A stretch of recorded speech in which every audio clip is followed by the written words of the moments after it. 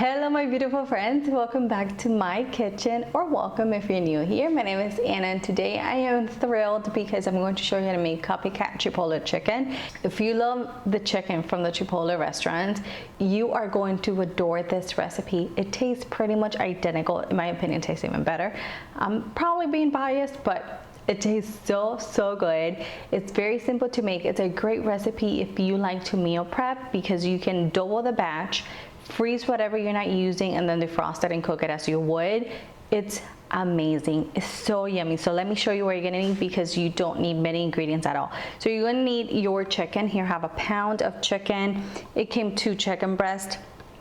I cut them in half to make 4 chicken breasts, and that's a great tip if you want to save a little bit of money because you can feed 4 people with 2 chicken breasts instead of feeding 2 people. Now Chipotle uses chicken thighs, and I love chicken thighs because they're juicier, have some more flavor, but to be honest, I love to make this recipe with chicken breasts. So that's what I'm doing today. You're going to need 1/4 of a red onion. You can use, well, of a big red onion. If you have a small red onion, then use half. You're going to need some chipotle peppers in adobo. This is what's going to make that sauce so yummy and smoky and slightly spicy. Some cumin and oregano, some garlic. I have a little bit of water and some white vinegar. That's it. That's all you're gonna need. I'm going to be making the marinade in my little chopper. You guys know I love this. It makes everything so much easier. So I'm pretty much gonna add everything in here. It's very simple. You just add your onion. You're going to add your spices. Oh, you're also going to need some salt and pepper, but that's going to be for a little later on. Vinegar. You're going to add your water. And now I'm going to mash this clove. I'm going to mash this garlics real quick so I can add them to the mini chopper.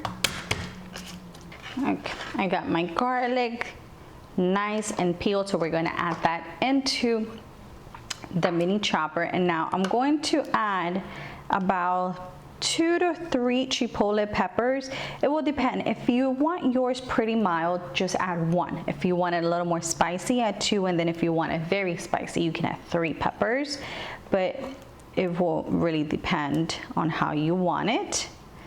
I think I'm gonna add 2 peppers, and then you want to add, as you can see, it has a lot of sauce, so you want to add about 2 tablespoons of that sauce, just like that.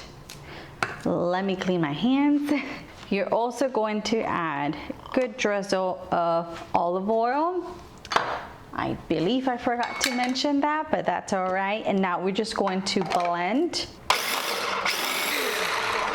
Okay, I think I have the right consistency. So you want something that looks kind of like this.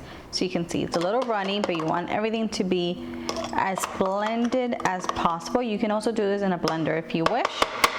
And now you're going to go ahead and pour this all over the chicken. All over. You want to make sure that the chicken is very nicely coated with the marinade. Okay, very good.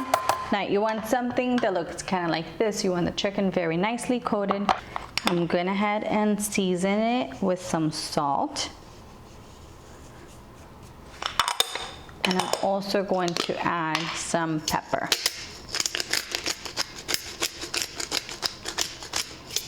Now the next step is going to be to marinate the chicken. So I like to cover it, and I like to pop it in the fridge and marinate it for about 30 minutes.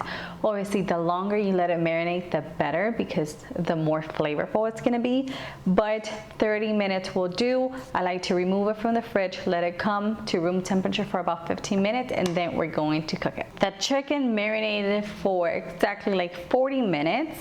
Now, in here I have a skillet over medium heat. I'm going to drizzle in about a tablespoon of olive oil, not too much. And we are going to cook the chicken. I'm gonna cook 2 at a time just because my skillet is not as big. Now we're gonna cook them just until they're golden on both sides, and you want the internal temperature to be 165 degrees Fahrenheit. My chicken is perfectly cooked. I did check with my thermometer. It's 164, so don't worry, that 1 degree will carry over.